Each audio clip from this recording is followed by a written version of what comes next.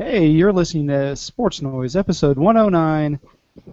Mississippi is the center of the football universe, but in a good way this time. Hello, once again, I am your host, John Carroll, and we are joined only by one of my co-hosts, the pretty one, the intellectual savior of the masses, Mr. Glenn Ring. Howdy, howdy. Howdy, howdy. And going by the title, Mississippi, number 9 versus number 3 and number 12 versus number 15 this week? Yes. Break them down. You know a little bit more about these games than I do because, well, you're an Alabama fan, so. Well, game day is going to be at the Grove. It's gonna be Alabama and Ole Miss, and then over in Starkville you're going to have the Texas A&M going to Starkville to play the Mississippi State Bulldogs. And as of right now, Alabama is a slight favorite, and the betting world seems to like Mississippi State because they've gone from a slight underdog to a slight favorite over A&M. I guess that's because A&M had that close call versus Arkansas the week before. Yeah. LSU, of course, has lost already, so yeah. Let's see. Yeah, so State, Texas A&M. Ugh. Be an interesting game. That's all I'm gonna say. I don't think Ole Miss has really played anybody yet. Yeah, 6-12. I'm sorry, that's what that matchup is, and yeah, 3-11. So. Who has Ole Miss played besides Memphis? Boise, and the Little Sisters of the Poor and Little Sisters of the Even Poorer. And I'm not really joking because they have played Boise State, Vandy, and Louisiana Lafayette, in addition to Memphis. So, but their next 8 games are pretty tough outside of one game. Number 3 Alabama, number 6 Texas A&M at College Station, Tennessee at home, at LSU, home for Auburn, home for Presbyterian, at Arkansas, and close out at the Egg Bowl. There, at home. Yeah. Yeah. So it gets a lot rougher from here, is what you're saying. A little bit. Actually, the most interesting thing I heard about this weekend was I was listening to Gary Parrish the other day, and if you were a fan of State or Ole Miss, you would think that the worst possible weekend would be not only your team losing, but say you're an Ole Miss fan, you watch Alabama beat Ole Miss, but then you've got to hear that Mississippi State beat Texas A&M, Yeah. or vice versa. It'd be even funnier is if, who does State play next week? I'll tell you, hang on one sec. Hold Hey. on. Auburn. Yes. Yeah, it'd be even funnier if, say, Texas State beats Texas A&M, Alabama loses to Ole Miss, but then next week Texas A&M beats Ole Miss. Right. Looking at the matchups, I think Texas A&M is going to be in for 2 tough games in a row with these two. If they can come out of this with 2 wins, who do they play right after? They play the Mississippi duo. They play. They go State, Ole Miss, and then at Alabama in 3 straight weekends. Ugh. That's tough. And they've got 2 byes. Well, they actually have just one. They actually only have 1 bye. They play Louisiana Monroe in there, but that's a bye. Then they play Auburn, Mizzou, and LSU. 2 of which are at home, mind you, but still. LSU on Thanksgiving night. That's a game you know Steve's pissed off about. Alabama's weird because it keeps flipping back and forth. They beat Ole Miss, then they've got at Arkansas, home for A&M, at Tennessee, at LSU, home for Mississippi State, Western Carolina as the warm-up game, and then Auburn. Yeah.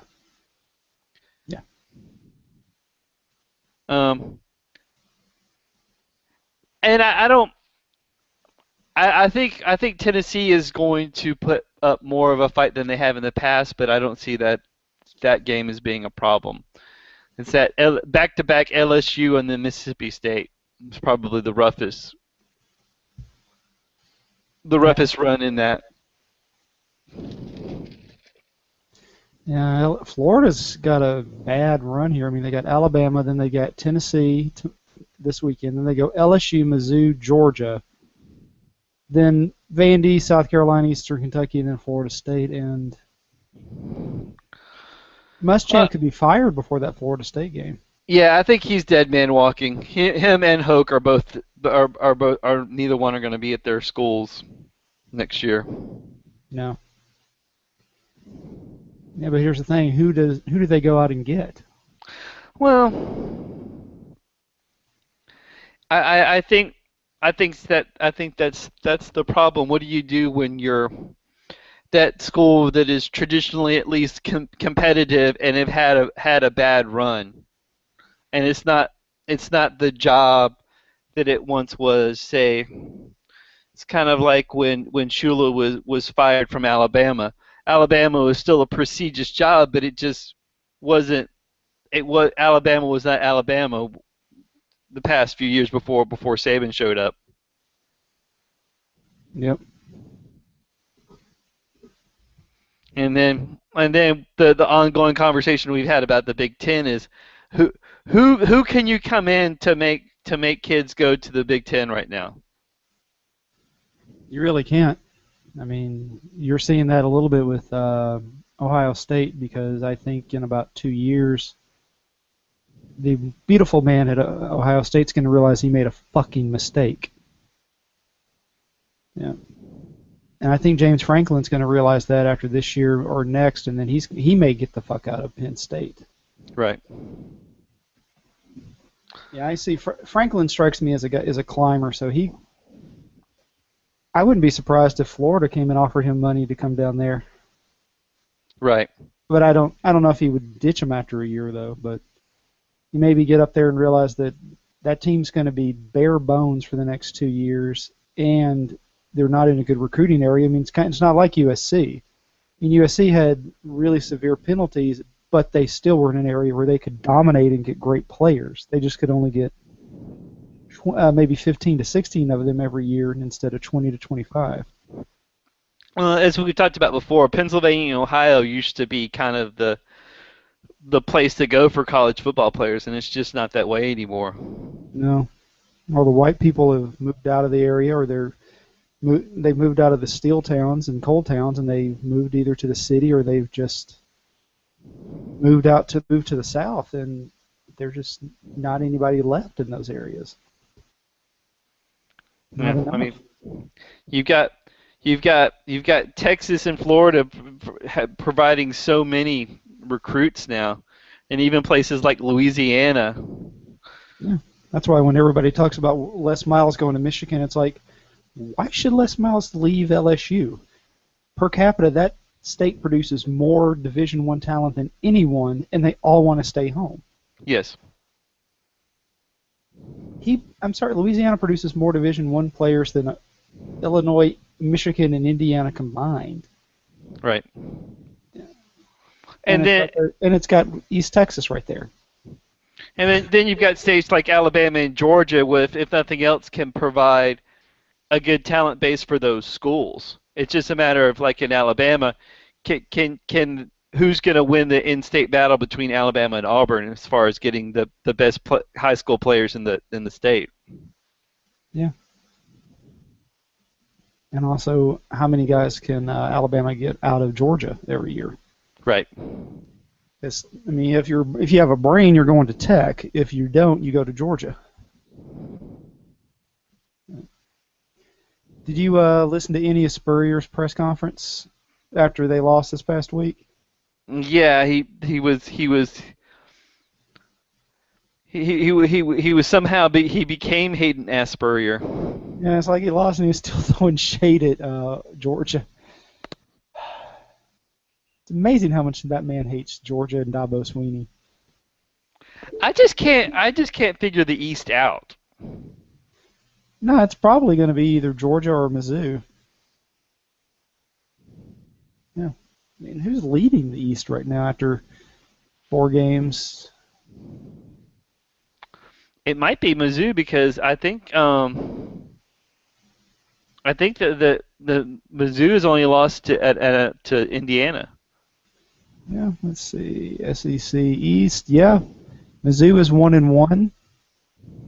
South Carolina's already played 4 conference games out of 5, and they're 2-2. That's funny. They're 2-2. LSU's only 0-1, and they both played 5 games. But Missouri's 4-1 overall, 1-0 in the conference. Yeah. Of course, South Carolina's remaining out-of-conference games: Furman, South Alabama, and Clemson. Hmm. And looking at the rest of South Carolina's schedule: Kentucky, Furman, Auburn, Tennessee, Florida, South Alabama, and Clemson. Out of that, they've got what, 1, 2, 3. They've got 6 wins. They're probably going to get to double digits if they win their bowl game. But if they can upset Auburn, they could, even though it's at Auburn, it could be 10-2. Sad part is that 10-2 probably won't win them the division, won't win them the East though. Well, this will be the test for if Mizzou can do it, because they've got UGA at home, at Florida, and Dandy at home, and Kentucky at home. Yeah. So they're playing four East games in a row.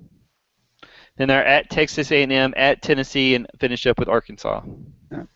It's funny if you look at the ESPN schedule rankings, because they always put the what the team they were playing was ranked the week they played them. They've got them playing at 13 South Carolina last week and at 13 and home for 13 Georgia this week. Yeah.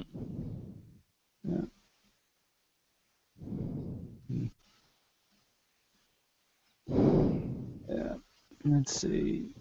What was that bottom 10 article I saw earlier? Yeah. I still can't believe Brady Hoke would send back in the quarterback. He claimed he didn't see him, but it's like, come on, dude. Yeah, the dude almost fell over and had to be held up by another player. Yeah. Yeah. This is a question I've got. Is Blake Sims the first black quarterback really for Alabama? Because I can't recall any other one.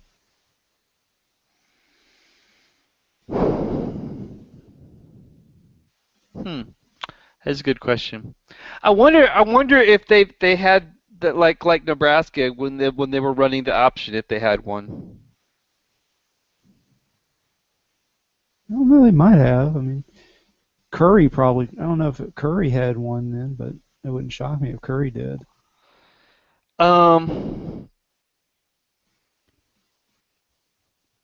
It's a possibility. None jump out, but I don't have a complete photographic memory of all Alabama quarterbacks. But there seems to be a lot of white guys in that list. I'll put it that way.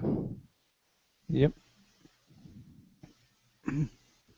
It's funny, we were talking about how Brady Hoke is going to get fired for what he did this past weekend. The AD may be gone too.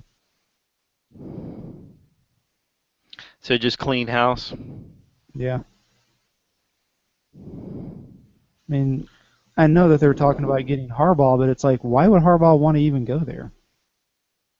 Yeah. And unless they offered him a ton of money, and the Big Ten doesn't pay.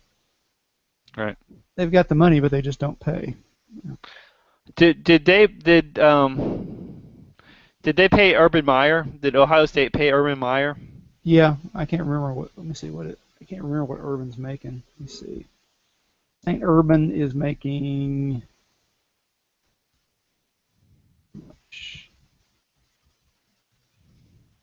Urban Meyer's salary.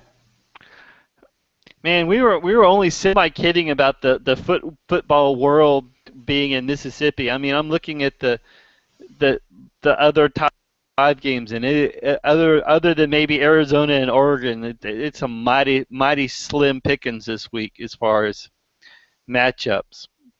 And I guess that Stanford Notre Dame game would be mildly interesting, but it's just a whole lot of muck. Other than that, He makes $4 million a year guaranteed. so it's a SEC-ish money. Yeah, mid tier. Yep. Okay, let's say Hoke's gone. Who's going to replace him other than Harbaugh's going to be the first big name. I wonder who else. But they fire as we said, Muschamp down in Florida. Where do they go to get his replacement? Do they go to college? Do they go to the NFL coordinator?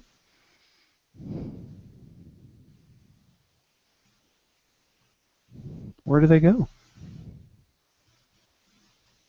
Do they go with a fired NFL coach that has college experience? Well, don't forget, every time that the job comes open, there's always speculation that they go after what's his name? Because Jeremy Foley is good friends with Shanahan. Yeah. Because that's been the speculation the last two times that job's come open. And of course, you always get the Gruden talk. I don't think Gruden's going back to coaching. No.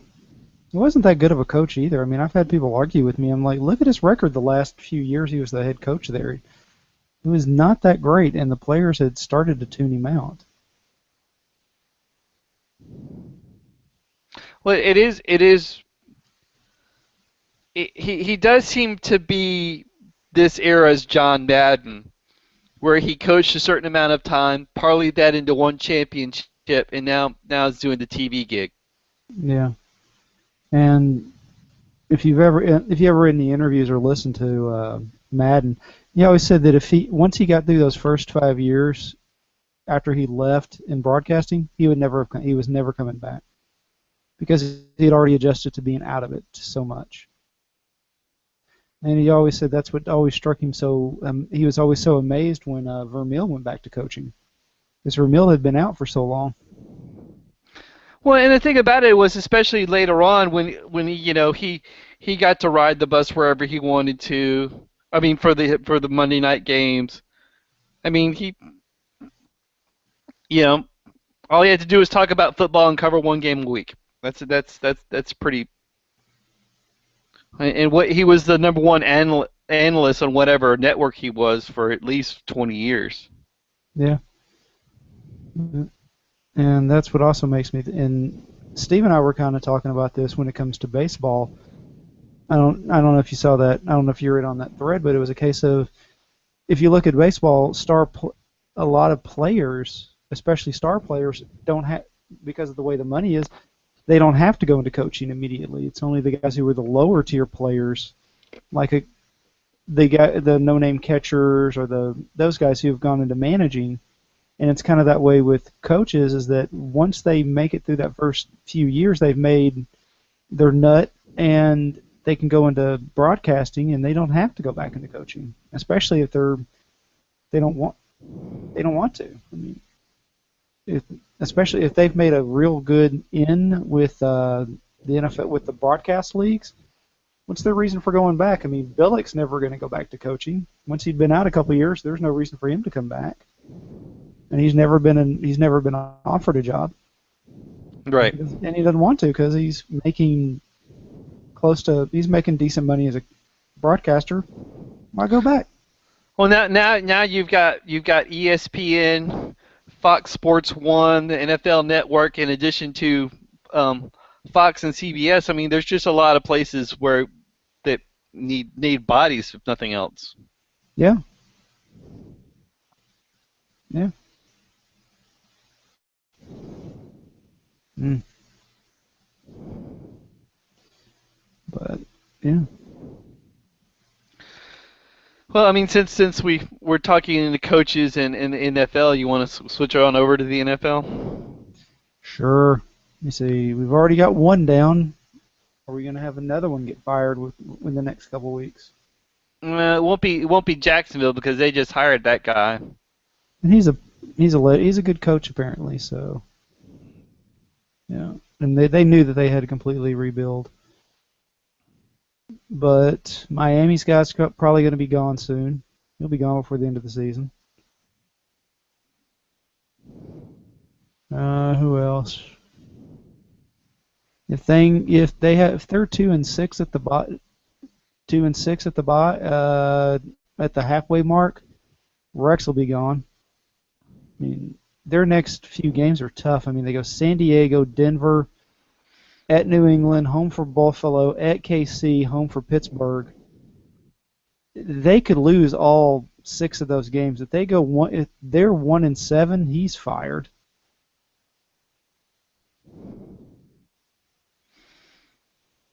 Miami's 2-2, but ugh, they're on bye, and then they go Green Bay, Chicago, Jacksonville, San Diego, Detroit, Buffalo, Denver, New York, Baltimore, New England, Minnesota, New York.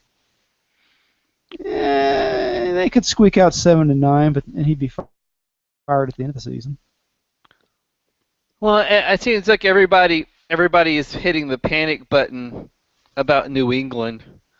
They should. The teams look terrible. Oh, I understand that, but what I was getting to is, if not them, who? I think they were going to be able to scrape up enough wins to at least get into the playoffs. Maybe.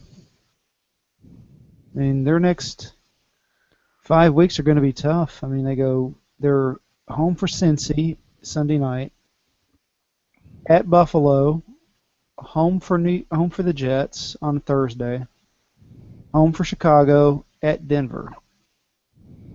And that is one thing to remember. Their first 4 games, they were 3 on the road and 1 at home, kind of like your Saints. Yes.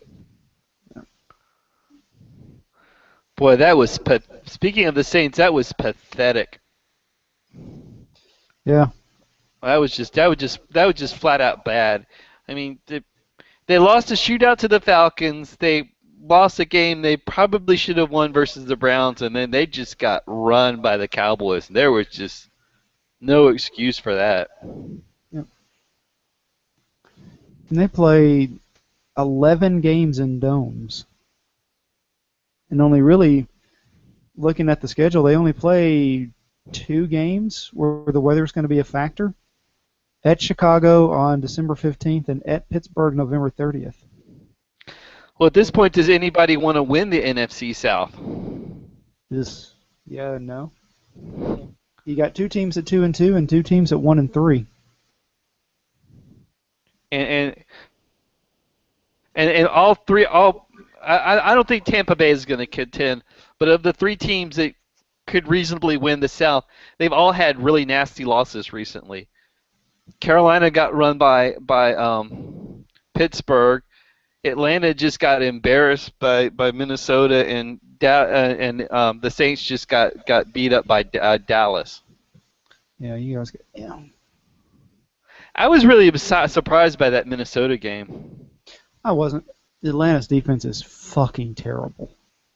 I mean, they are horrible. And I figured Atlanta was going to win just because Bridgewater's a rook, and I thought he'd have a turnover or 2, but he played a near-perfect game, and they lost. Right. And because they couldn't stop the run, McKenna and Asiato played out of their mind. Yes. Yeah. You really want to talk Jekyll and Hyde, look at Chicago. Lost to Buffalo somehow. Beat San Fran somehow. Beat the Jets, both on the road, and then lost to Green Bay humiliatingly at home. I think you can throw Pittsburgh into that group too. Yeah. I mean, they beat the hell out of Carolina, but then turn around and lose to Tampa Bay. Bad. I mean, well, yeah, it was 27-24, but it just was. That was an embarrassing loss. Well, it wasn't that they had the game in control and just completely fell apart. Yeah. Yeah. Well, the good thing is they are at Jacksonville this week, so there's probably a win. Then Cleveland, which will be a good game. Then they're home for both of those are on the road, and then they're at home for Houston, home for Indy, and home for Baltimore. It's kind of funny this year. I've noticed a lot of teams are playing road games back to back, and then home games back to back, or back to back to back, and not any. Yeah, Yeah, well, so far New Orleans only has had one home game. it's not uncommon. There's several teams that have done that this year. Yeah, New England's had that. What about Atlanta? And not Atlanta.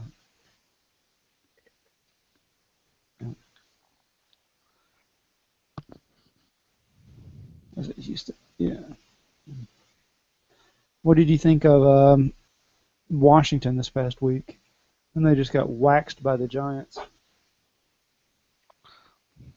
Well, it seems to be there doesn't seem to be any flow because they played well versus Philadelphia, but then just absolutely just did not show up versus the Giants.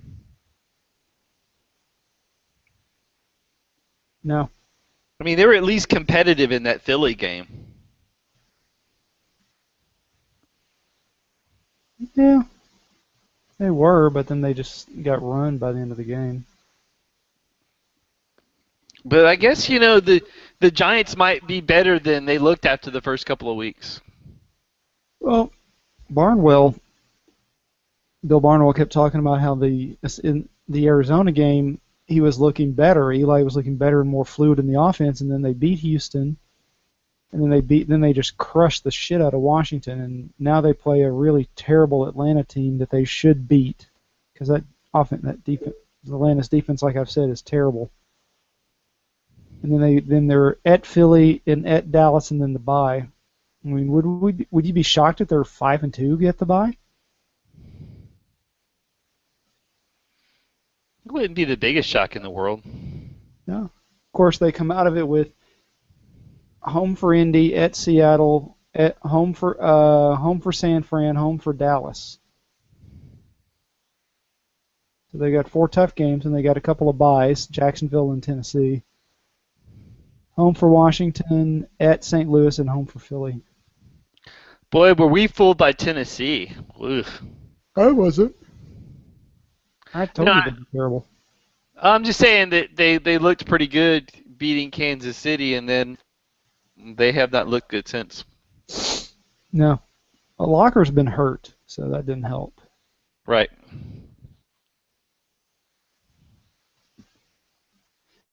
That said, ugh, they were terrible. Mm-hmm. And they had to start Chaz Whitehurst this past week.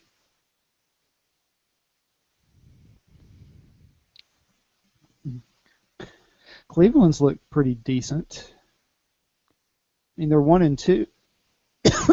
Sorry, they're 1-2, but they could be 3-0. Right.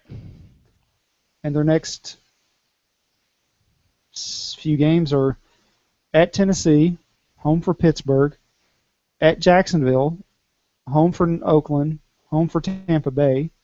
That could be 4 wins. At Cincy, there's probably a loss. Home for Houston, at Atlanta, at Buffalo, home for Indy, at Cincy, at Carolina, at Baltimore. I mean, that probably would be a deceptive, 5-3 or 6-2. They easily could be 6-2 after their next 5. I just don't. I don't think they're better than Cincinnati or Baltimore is their problem. Oh no. No. I think 7-9 and 8-8 would be a good goal for them this year. Yeah. Would be interesting is if they get back Gordon, say week 13 or week 12. They got him back week 12 against Atlanta. They easily could win a few more games. So who had that Cincinnati and Arizona would be the last two unbeaten teams this year. Cincy doesn't surprise me. But Arizona, what? Yeah. And it's called beating a dysfunctional 49ers team. Yeah. And that's why that's why everybody thinks Harbaugh is going to leave, is because that team's been bad. But they have won 2 games in a row with Drew Stanton at quarterback. Of course, they're at Denver this week.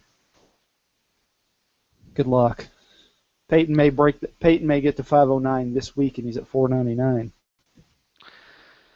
Well, if they get through Denver though, they might go 5-0 because they've got Washington and Oakland next. Yeah. I mean, they've got Washington, Oakland, then Philly, St. Louis, then Philly, Dallas, then St. Louis, home for Detroit, at Seattle, at Atlanta, home for KC, at St. Louis, home for Seattle, and at San Fran. I mean, they easily could win, what? They look like at a minimum they got at least 4 or 5 more wins on there. Yeah. Because I think by that point, San Francisco will have quit by the end of the season on their coach. Detroit will be a good game. Well, Harbaugh seems to be one of those coaches that works, and his system works until it doesn't work. Yeah. Now they will have a time against Dallas because that is a 1 o'clock kickoff, 1 Eastern kickoff, aka 12 o'clock. So it's basically kicking off 2 hours early for them. So. Now you don't buy this whole Dallas's contenders this year malarkey. Not yet. Defense has not been as bad as I thought it would be, but that team can run the ball, and if you can run the ball, I mean, they play Houston, which is a pass rush team that can't really stop the run this week. But then they've got at Seattle, home for New York, at home for Washington, home for Arizona, at Jacksonville, then the bye. It's very easy to say they could win 5 of those games, which would put them at 8-2. And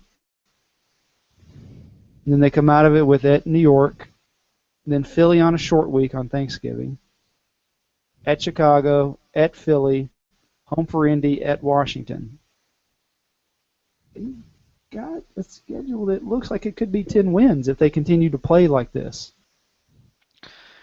Well, they've got a bye in week 11, and then you've got at Giants, home for Philly, at Chicago, home for Philly, at Chicago, at Philly, Indianapolis, and at Washington. And that December schedule will be the make or break for the Cowboys because that seems to be when they come up short. Yeah. Now Philly is, of course, Thanksgiving, and then they weirdly have the next week they play also on Thursday at Chicago. I don't think I've ever seen them do that. Yeah. Yeah. Chicago play the previous week? No, Chicago plays. Yeah, Chicago's playing Detroit the previous week, so both teams are playing on Thanksgiving and then turning around playing the next Thursday. Interesting. Mm. And then you've got 10 days off before at Philly. Yeah. And the week before that, who does Philly play? They play Seattle. Ooh. So they're going to get beat up. It's not inconceivable to say that's a 10-win team.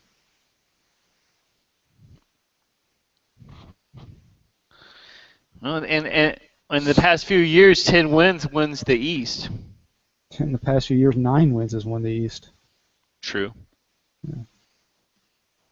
You think Jeff Fisher's going to quit? Is going to quit or get fired?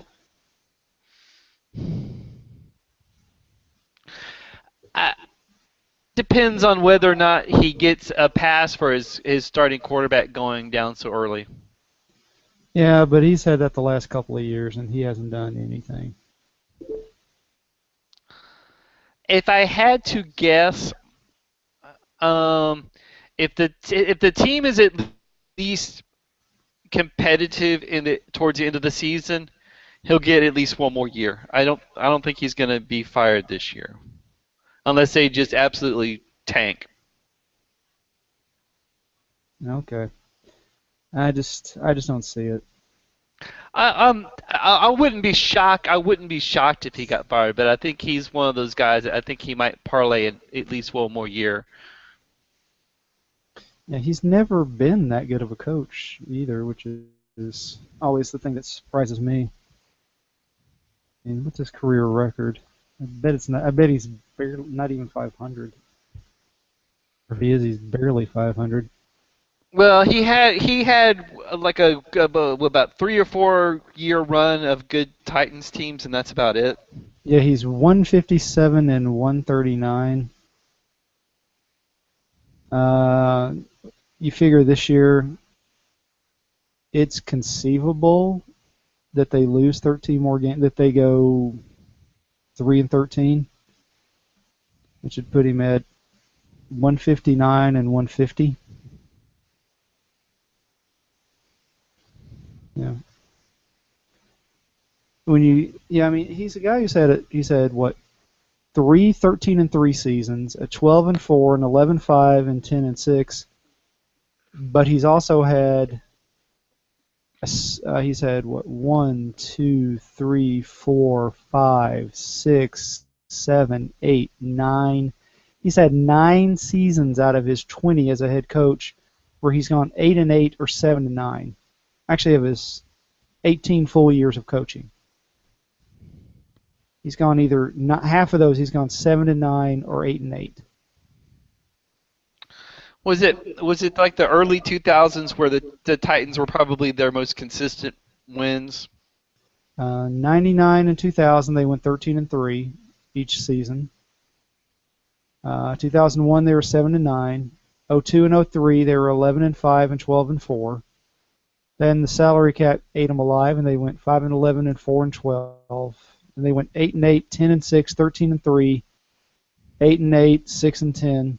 Then he was fired. Then they went. Then with the Rams, he went 7-8 and 1, 7-9, and this year he's 1-2. And they don't look very good so far. No, they don't. I mean, that offense has looked bad because they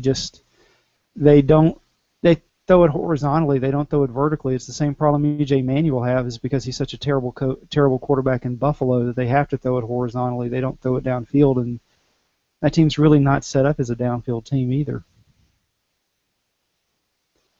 You know, Tavon Austin's a guy who's not in the right offense for him.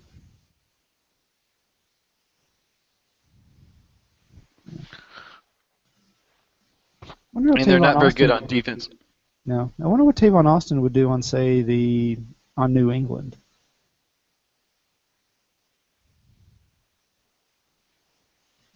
And again, he's kind of brittle. So. So do you believe that this run of Patriots teams is finally over? Yep. Yep. Well, I mean they've benefited for at least 5 years in being in a weak division. Yeah. Where Buffalo, the Jets, and Miami have been mediocre to just bad. Yeah. I mean, when you start off with going 4-2 or 5-1 in your division, that puts you having a very good record. Oh yeah. Yeah. And their inability to draft properly has killed them this past couple of years too. Yeah, it's caught up to them. Mm-hmm. I just don't know what Belichick seems to have against big play wide receivers. Give Brady somebody to throw the ball to and not just tight ends. Yeah. I mean, letting Welker go for Amendola, I could see both sides. I think if Welker had stayed, he would have gotten hurt a lot quicker because there wouldn't have been he benefited in Denver with having both of the Thomases and what's his name, the guy who's in the Jets right now, Kurt. I can't remember his name. Hold on. No, the white guy that's in that's on the wider Decker and Decker. So he had guys around him that took heat away, so he was able to play better. Right. Yeah, but he would have gotten hurt a lot quicker in New England. But they've drafted so fucking poorly. I mean, it's a case of but the owner won't go to him and say, "Bill, you need to step away. You cannot coach. You cannot coach and be a GM." Well, and not only that, they've gone down in defense too. They're first in the league in defense this year. Really? Yeah. Even after Kansas City? First against the pass, I believe. Let me get the actual real rank. Hold on here. Now, I don't have the DVOA ranking, mind you, but what are they? They are. I gotta back up.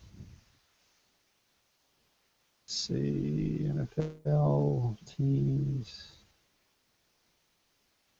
New England Patriots. They are first against the pass and 23rd against the run. Well,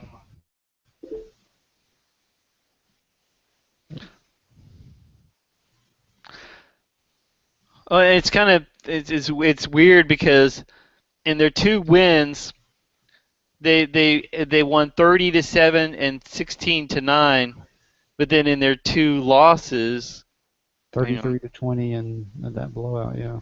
41-14. I think the fact they struggled so badly against the Raiders should tell you something. Yes. Well, and then Miami just absolutely slammed them in England. Yeah. In yards per game, the New England is number 4 overall. Yeah. Yeah. But then they played a team in Minnesota that was in free fall that second week, and then we've seen what Oakland has gone through, and they're horrible. So that's almost kind of a delusion as well. Yeah. I mean, the 2 semi-competent teams they've played, they've gotten killed by. Yeah. And the Kansas City one was a come from behind ass kicking. Yeah. I mean, I had Tom Brady in one of my fantasy teams, and I didn't really care if the Patriots won or not, but I figured, well, at least they'll get a couple of cheapy touchdowns just because they're going to be in comeback mode, and they didn't even get that done. Yeah, I mean, the only reason I'm keeping him on one team I've got him on is simply so I can get to the because I've got Bridgewater, and I need a guy for when Bridgewater goes on bye. So you think he's really going to be a good fantasy pick this year? Bridgewater? Yeah. Yeah, because he's going to get about 20, 30 yards a game rushing and get a touchdown every other game, I think, or maybe every third game, and that's a cheap 5 or 6 points, at least an extra 4 or 5 points a game, a week. Well, we had that we had that Brady, Breeze, and Peyton Manning conversation, and so far, Breeze and Brady have not done well. No. Manning's about to be the second quarterback ever to get to 500 total touchdown passes, and he only needs to get to 509 to pass Favre. Yeah, they're saying Breeze is going to be next to hit 500 too. Yeah.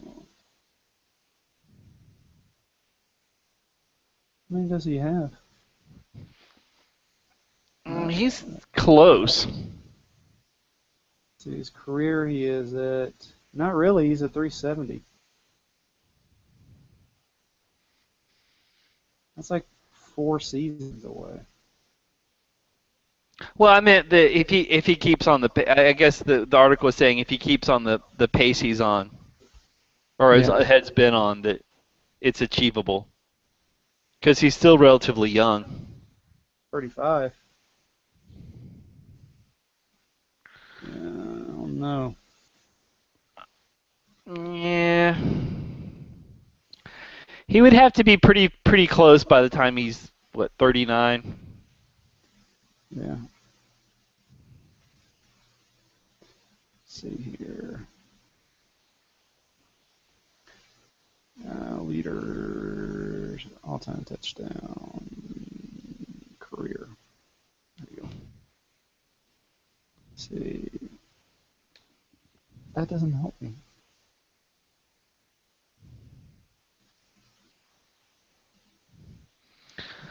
Favre is first at 508. Yeah. Peyton Manning's 499. Dan Marino's at 420, and Breeze is number 4, number 2 active at 370, and Tom Brady's at 363.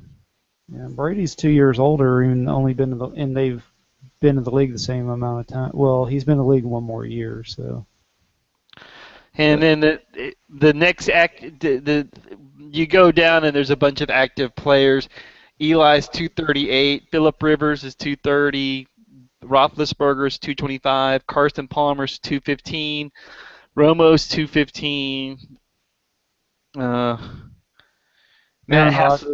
Rodgers. No, not Matt Hasselbeck. He's not active. Yeah, he's technically still in the league, but yes, he is not. No. And then it goes way down. Rodgers has 197 when you consider he didn't play for his first 3 seasons. Right. I think he's too old. Yeah, he's 31. I mean, he could probably get another 6 seasons. He could easily get another 200. But that'd only put him at 400. And I don't. Eli just doesn't put up those kind of numbers. No. He's just not the machine that his brother is as far as creating touchdown passes. No. The 2 guys to watch out for, Andy Dalton. I mean, Dalton, the next 3 seasons, let's say he throws 60 more touchdown passes, which actually more likely would be, say, 70. He'd be at 152 at 30. Yeah. Your boy Matty Ice is at 163. Yep. And he's only 29, baby. Stafford's at 114, and he's only 26. He could easily be at well over 200 by the time he turns 30. I mean, yeah, he could. Stafford, let's say 4 more seasons. My God, that man could be at 240 easily by the time he's 30. Well, it just drops off really quick, doesn't it? Oh, it's era dependent. Yeah. As much as we think about Warren Moon throwing for a shit ton of yards, he only had in his entire career 2 seasons where he threw for over 30 touchdowns. But then you start getting into how many seasons was he in Canada? This is when he started at 28. He was a starter. He played over 10 games as a starter his first 15 years. I mean, he played 10 games as the starter in Seattle at 42. 14 at 41. I mean, 1, 2, 3, 4, 5, 6, 7, 8, 9, 10, 11, 12, 13, 14, 15. I mean, for basically 15 years, 16 years, he played over 10. He played 14 games a season. We talk about being dependent on era. You know, you always think about Dan Fouts in that pass-happy San Diego offense, and he only has 254 touchdown passes. He probably has almost that many interceptions. I mean, that's the thing. Like Moon, 291 touchdowns, 233 interceptions. This is a funny one to me. Sonny Jurgensen from 1957 to 1974. Good God. He was the backup a lot of that too. Yeah. Yeah, because he was the backup to Billy Kilmer a lot. It's also he started 4 games at 23, then did not play the next 3 seasons in Philly. And then from age 27 to next 3 seasons he started 14, 13, 8, and then he was the starter basically the next 1, 2, 3, 4, 5, 6, 7 years with Washington, and then was the backup for the next 4. I'm sorry, 5, and the next 4, and then he was retired. Yeah.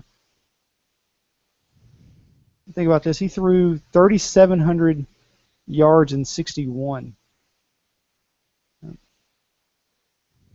He supposedly has probably one of the top 5 strongest arms in NFL history. Yeah. And he had a positive touchdown to interception ratio, which was unusual for that time. Right. You just didn't have the passing game that you do now because of the rules. Yeah, I mean, but if his numbers look like they're 80s numbers. I mean, 32, 22, 24, 28, 31, 22, 23. Yeah. And he's a god in DC. Right. And yeah, Jim Kelly lost 2, 3 seasons to the USFL. And as much as we think about him throwing, he only had 1 season where he threw for over 30 touchdowns. And he never threw for 4,000, and he only had 1 season where he even came close to 4,000. I mean, the times have changed. I mean, take Roethlisberger. He's 32, and he's got 3 seasons where he's thrown for 4,000 yards. But now it's the whole thing of that short pass is almost replaced the handoff. Oh yeah, it's done that for a while, and it's also it's easier to throw because they've liberalized the rules so much. Yeah. But you've also got to have to throw downfield some. Right. It's even funny. Instead of doing the single season passing touchdown, look at the career passing yards. And if you look at the top 26, top 20, I mean, it's got 1, 2, 3, 4, 5, 6, 7 guys who are active in that. Passing yards? Yeah. If the guy's over 30,000, the 30,000 mark is Randall Cunningham roughly at number 40, but Aaron Rodgers is going to he won't get there this year, but he will next year. Same for Cutler, same for Ryan. Flacco will be about 2 years, yeah. Career passing yards? Yeah. Peyton should overtake into next year. Yeah, into next year. Then Breeze doesn't have a shot. He's got to throw for 19,000 more yards. Yeah. As much as we make fun of Brett Favre for playing forever, I mean, he threw for 4,000 yards, 1, 2, 3, 4, 5, 6 times, and threw for over 3,800 yards another 1, 2, 3, 4, 5, 6, 7 more times. Jesus. Yeah, it looks like Peyton's going to be alone with that record for a little bit. Yeah, that record probably won't be broken for a long time. The touchdown mark.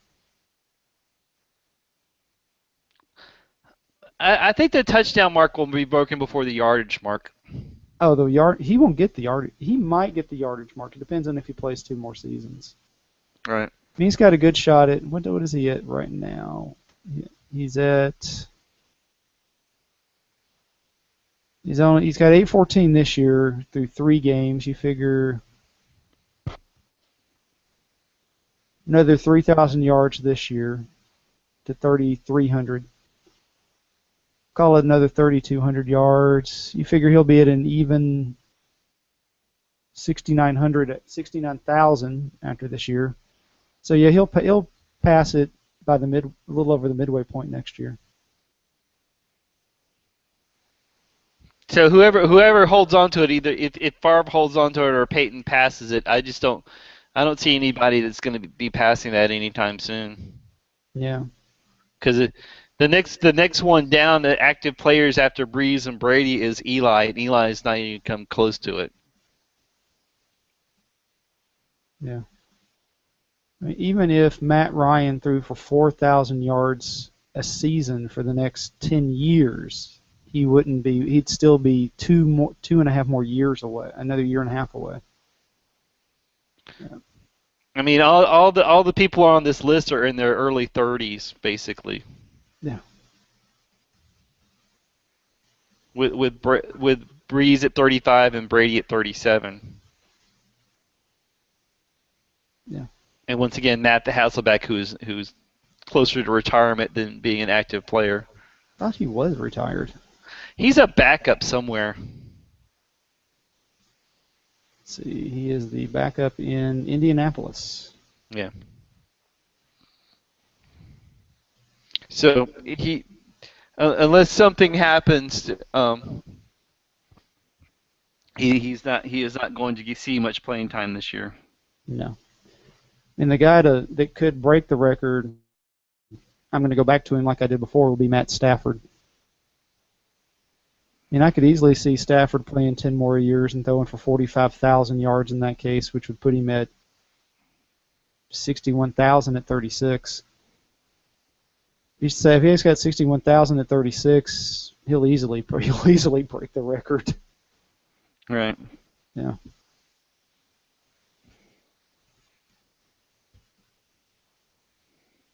That's a lot of yardage. Yeah. We forget how many damn yards Favre threw for. I mean, and he missed it. He missed a year. Right. When he played all 16 games for 17 years. I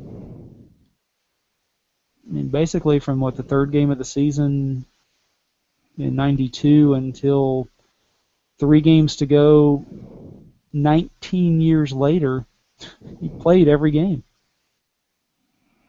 I mean, the lowest amount of yards he had in that time, not counting his last season, was 3,300 yards.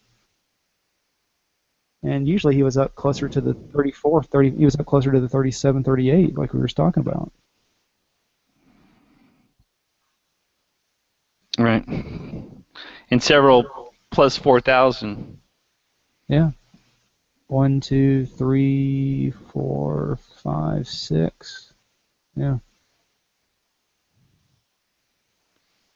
6 over 3,000 and another 1, 2, 3, 4, 5, 6, 7 over 3,800. Almost 3,900 because this is, yeah. I still think Peyton has a shot at passing it, the yards. Oh, Peyton's going to pass it by midway point of next year. That's what I was saying. Yeah. Yeah. Unless he gets his neck messed up again. Please. Yeah. I'll be honest, I hate Peyton. Always have, always will. Now here's something I don't know if Manning will ever will get to take over Favre's record. He's 700 completions away from. Well, actually, he will.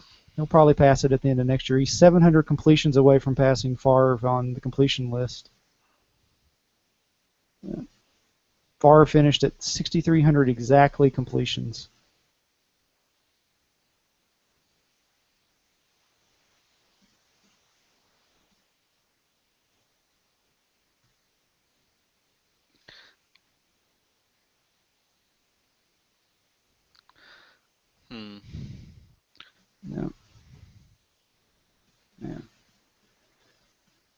Oh yeah, like we were saying, it's like looking at the. I've been looking at kind of a potential draft list for this upcoming season. One of my favorite sites, WalterFootball.com, was doing some mock drafts, and guess who they have going number one? Who? Come on, I could guess. Um, Winstead. Nope, Marcus Mariota. Ah, They've actually got Winston going 4, but I think it could drop. Yeah, but they've they got they've got your boy Landon Collins going number 8 to Alabama.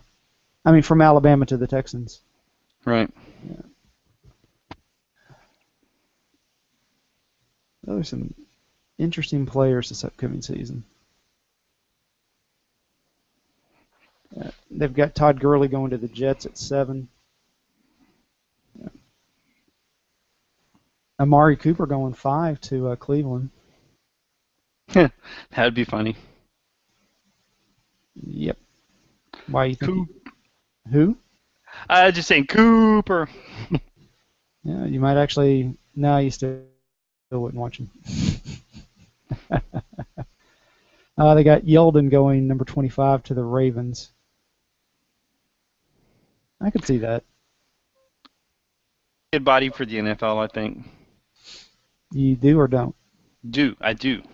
Yeah. I think he'll end up more like a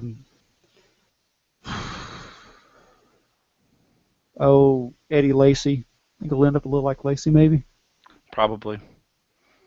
Yeah. It's funny looking at the teams they've got. I mean, they've got, of course, the 2 running backs going in the first round, which shocks me. But then again, Todd Gurley is oh my God, that kid is good. Yeah. Yeah. Well, he could in NFL. Yeah. I'm surprised they don't have him going maybe to. No, actually, I could say I can understand why. I don't. He'd be a good fit for if he was still there. He'd be a good fit for the Texans, but they need a quarterback in next year. I'd love to see I would love him to see him in the Saints black and gold because they sure as hell need a running back. Yeah, because your boy from Alabama got hurt. Yeah. Well, they have definitely done the mediocre running backs by committee. Yeah. And I'm pissed off at your boy Thomas because it looks like he's not that good. So it, or else they decided to age him out all of a sudden because that's hurt me. Because I was expecting him to be the receiving yardage back. Right. Yes, it all comes down to fantasy.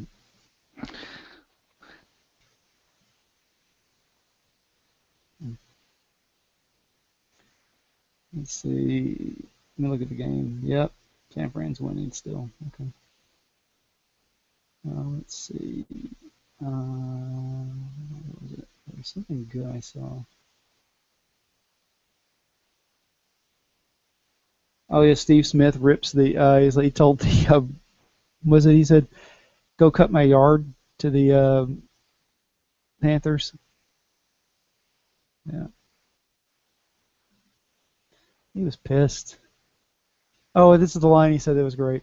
Uh, I'm talking about the GM. He doesn't even have the cojones to tell us to our face. We have to hear it from someone else. Then he calls and says, like everyone else, says it wasn't personal. If the first thing that comes out, it wasn't personal. Guess what? It was personal. Then he says that I could have called it at any time. And now that I played well, you're going to say I was a distraction, but I've always been a distraction. But yet I didn't beat my wife. Yeah, I hit some teammates 6 or 7 years ago, right? But I didn't beat my wife. I didn't get arrested for DUIs. I didn't fall off no motorcycles. I made mistakes, but building this big old crutch about it if I push their hands. Yeah, that's some shots at Greg Hardy and the Panthers. Yep. Yeah. Oof. Let's move on to something a little bit more fun. It's almost training camps have started for the NBA. Yeah, yeah. See, the slim down LeBron look is about to come out in Cleveland. Yeah, he apparently lost what 20 pounds and Yeah, didn't. he look he. I remember when he first came into the NBA. It's like he just looked like a beast. It's like that does not look like a kid that just graduated high school. No. Now he looks more like a guy that just came out of college or high school than he did at the time. And it's like, yeah, he lost 20 pounds, 30 pounds, and he's still 250, 260. Jesus Christ. Yeah. Mm. What is it? Oh God. No. Shelley Sterling called the police to Donald's home over a burglary, but it turned out there was nothing had been done. The Cavs are favored to win 58.5 games according to Sportsbook. The Thunder are at Wow. 57.5. The Sixers are at 15.5, and the next lowest team is the Bucks at 24.5. I'm hammering that under on the Bucks. Do you see your Memphis Grizzlies or our Memphis Grizzlies? The Grizzlies are at 48.5. I would take the under. Yeah.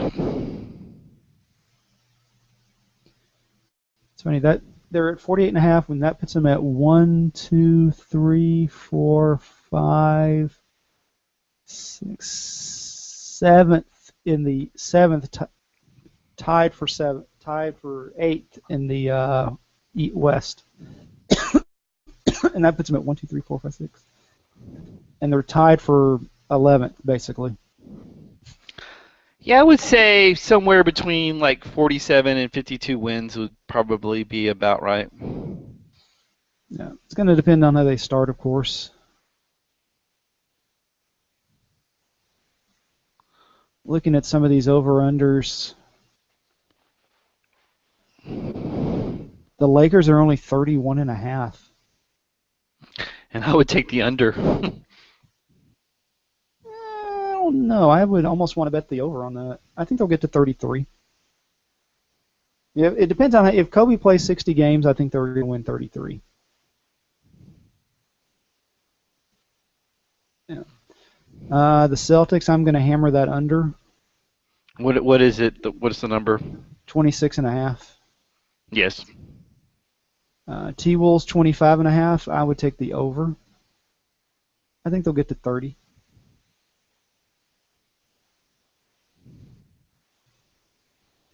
Yeah. What do they have the Heat? 43.5.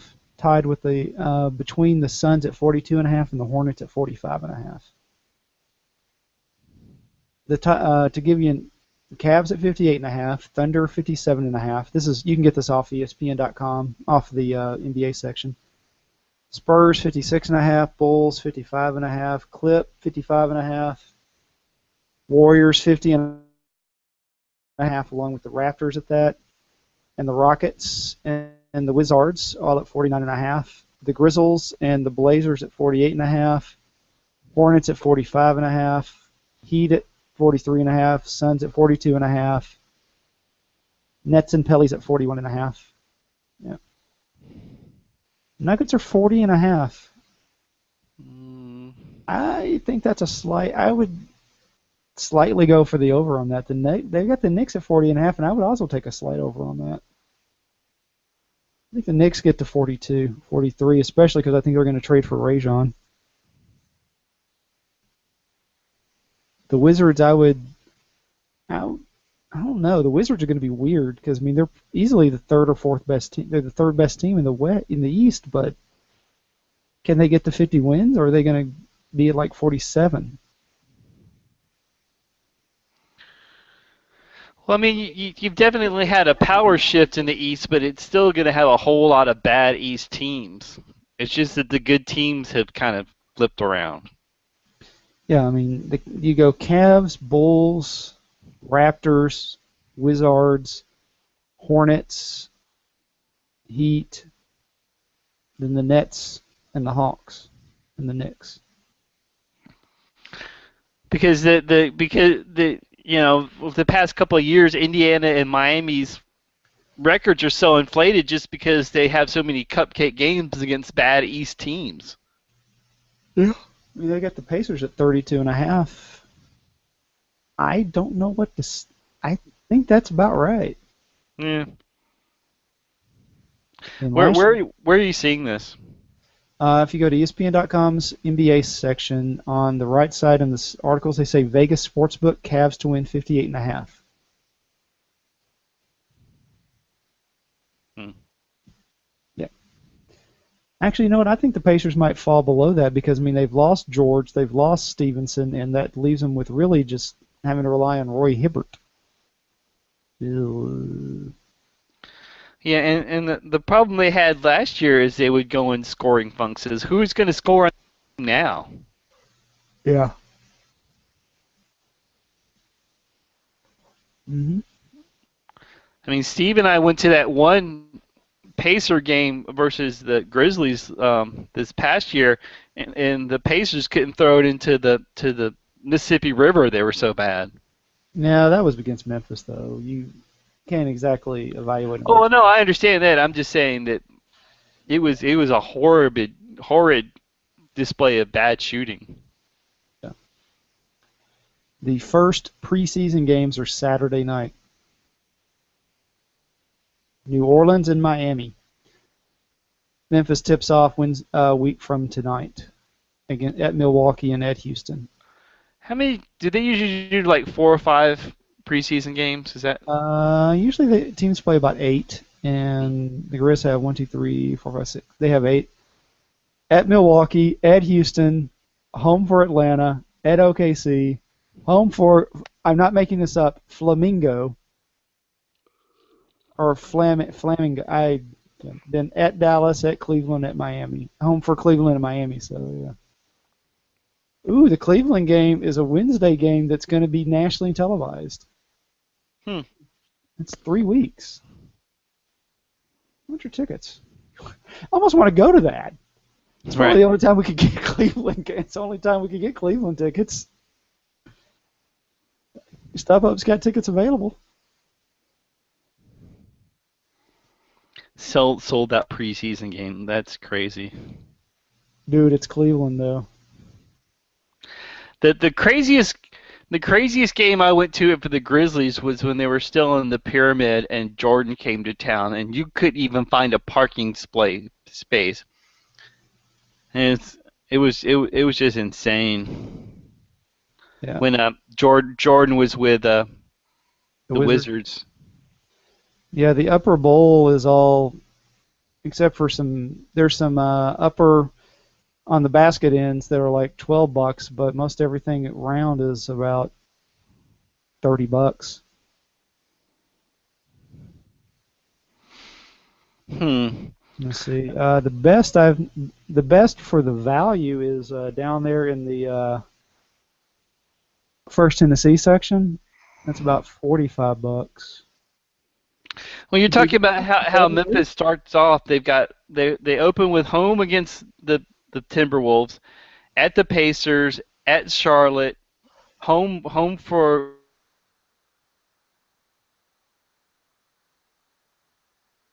City, at home for Sacramento, oh, Sacramento, home for Detroit, and home for Houston, and at Toronto, and then home for Boston. I mean, there are some winnable games in here, so Yeah. that it would be nice to be playing in the 600 or 700 clip for that first part and rack up some early wins instead of starting off badly, which the Grizzlies seem to always do. Yeah. Best value I can find is going to be Plaza Corner for $40.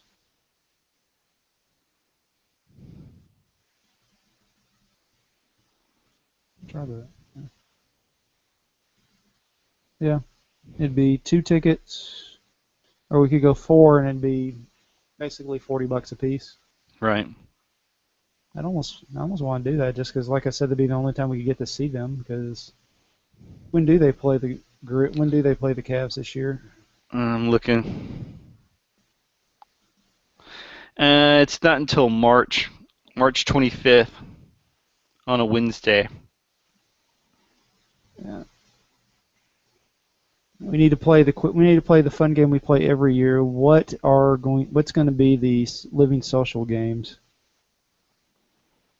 Saturday, November 8th. Oh wait, no, that's at Milwaukee. Thursday, November 13th is an early contender. Saturday, March 14th, home game versus the Bucks, Milwaukee Bucks. Yeah, I agree. That'll be one. Saturday, November 15th, home for Detroit. Will they have them that early?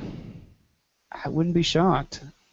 I mean, looking at because only they've got three of the bad teams early. I mean, they've also got Boston on Friday, November 21st. I mean, those are Thursday and Saturday nights. And Friday, I mean, those are usually when they have them. Because if you look in December when they usually kick them off, Monday, December 22nd, maybe that's a Utah. They're not doing the January 5th Knicks game, I can tell you that. Friday, December 12th versus Charlotte might be one. Yeah, that's a contender. After that, Sunday the 11th with Phoenix.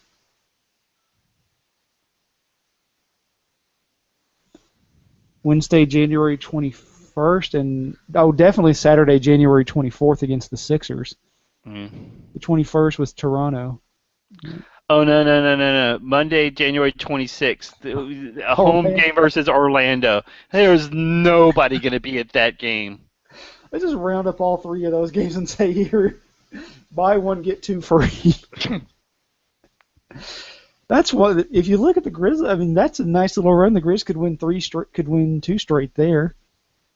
I mean, they've got a run there where they play Brooklyn, which is going to be terrible, at Brooklyn, at Orlando, home for Portland, home for Dallas, Toronto, Philly, and Orlando. I mean, they've got a couple of runs where they just play some really shitty teams. Let me see, what would be another good one? Home for Atlanta on the 8th.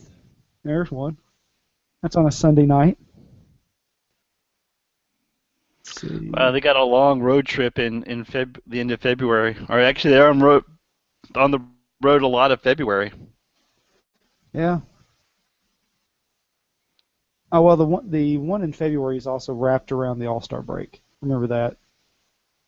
So they're on the road for Oklahoma City, and then it's the All-Star break, and then they come back because this is the first year that they're doing a full week break for the All-Star game. Oh yeah.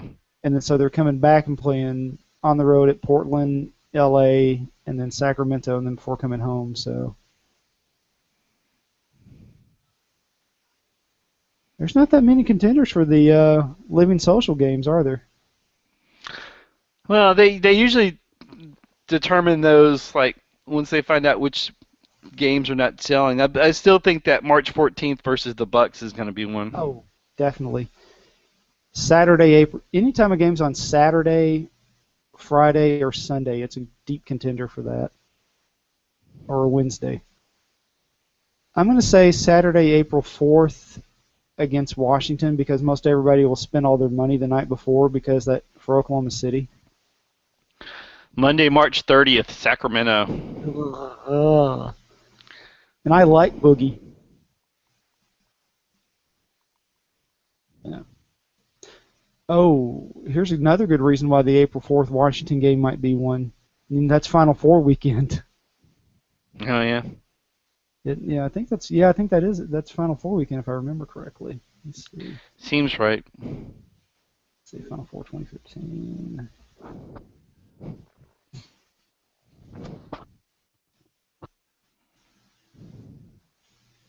Yeah, April 4th and 6th. So yeah, that's that weekend.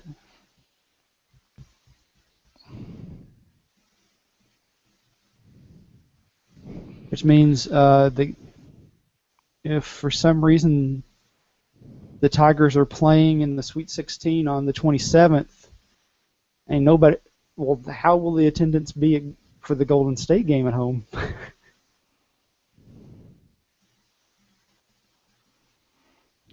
Well, I think at that point, if the Grizzlies have a good record, they'll have um good good good houses for at least the Thursday, Friday, Saturday type games. It's the Monday, Tuesday, Wednesday versus crappy teams where it seems to be the worst. Yeah. They actually don't play on Sunday hardly at all this year. They play once against the Clip at home in November, twice in November, so the other one's against Sacramento at a 6 o'clock game. Actually, they play 3 straight Sundays because they play December 7th against Miami. Then they play 2 weeks later on the 21st at Cleveland of December. Then they don't play a Sunday game. Then they play January 11th for Phoenix. The 24th. So they're not playing they're playing about every third Sunday this year. I'd be curious to see what kind of house they get for that Heat game. There's no Dwayne Wade fans here. I think they'll get a decent crowd. And there'll be some people who didn't realize that he's already left. So Yeah. yeah. They've already lined up some games for NBA TV. That's funny.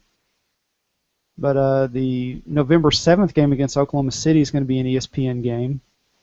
Uh, the Laker game on Wednesday, November 26th, aka the pre-Thanksgiving game, is a NBA TV. December 3rd, Houston. December 27th at Miami. Dallas on the 19th of January.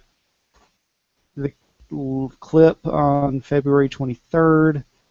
Chicago on Monday, March 9th, and then the 11th and 13th against the Clip and Golden State. Now they do the ESPN schedule kind of as they go, don't they? Yeah. That's why so many teams do. I mean, a lot of teams are already scheduled for Friday and Saturday. So, I mean, for Thursday they don't usually change too much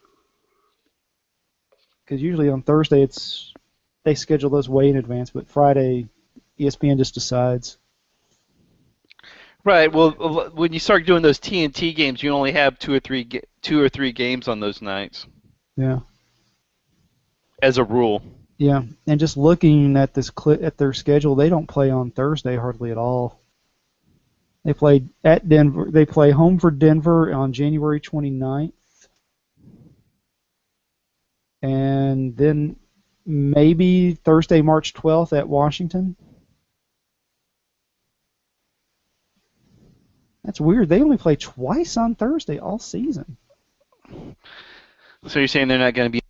3 times. I forgot they play Sacramento on the 13th of Yeah, November. that's not going to be on TNT. No. Well, honestly, it technically could. Every team has to get a nationally televised game on ESPN or TNT. It is a requirement of the contract that they get a nationally televised game.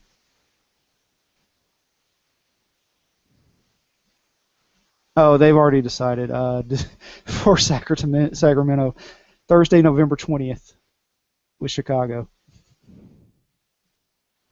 Yeah, so that game's not going to be on TNT. Oh, okay. Sacramento has 2 TNT games. Their other one is against Houston in December on the 13th. I mean, on the 11th. That's funny. Yeah, they already have a schedule for the TNT games. Where do you get that from? Just typed it in. NBA.com, NBA on TNT. Any Grizzle games?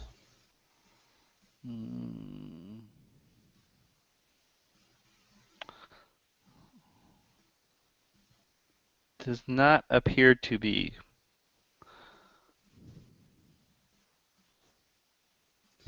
Shocking. There's a lot of LA Lakers and Clippers games. And And San Antonio. Oklahoma City. And Chicago. And San Antonio. And Cleveland. I'm amazed. San Antonio to Oklahoma City? No way. No. Okay. I think we've prattled on long enough. What do you think? Yes. Yeah, I think so. Come on, just end it there? Sure. Sounds good. All right. Have a good one. Later. Later, Gator. No bye? Bye.